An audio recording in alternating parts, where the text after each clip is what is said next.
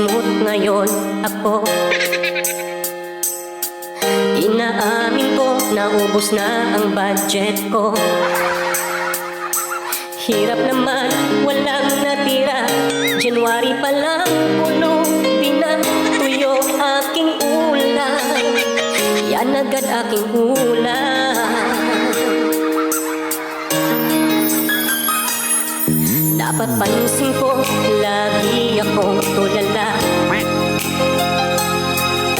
Dinibdib ko, gastos kong malala.